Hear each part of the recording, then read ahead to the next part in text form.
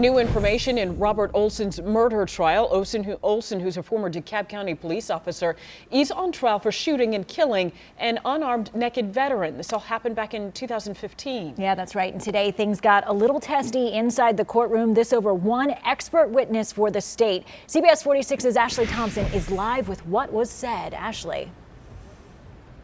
Alicia, things are winding down for the day, but the jury is still inside the courthouse listening to testimony, and the state brought in the sergeant who trained Robert Olson on the county's use of force policy, but the defense went after him hard.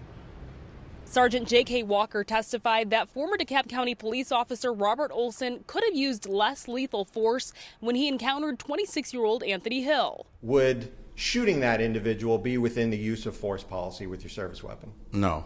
He demonstrated for the jury how Olson could have used a baton on Hill instead of shooting him. I could immediately strike here at a 45-degree angle towards your arm, or I can take a strike at your leg at a 45-degree angle.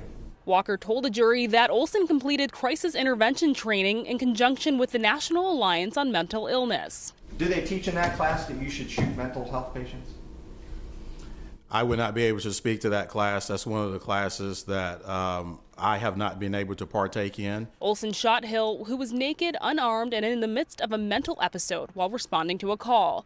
The defense argued that there's a sliding scale of responses officers can make when they believe they're in danger. In trying to determine what is reasonable, you would agree with me, would you not, that you can't just read a manual, can you? That's correct. The defense also forcing Walker to admit he doesn't agree with everything in the county's use of force policy. You agree this is a criminal proceeding, right? That's correct. Okay, and you think the use of force policy applies here, despite the fact that the policy itself says it does not? Correct. The jury also heard from Officer Lynn Anderson, who arrived on scene shortly after the shooting, while the state argues Hill and Olson never made contact. And he told me that as he was exiting out the vehicle, Anthony Hill came running toward him, and he started pounding on him.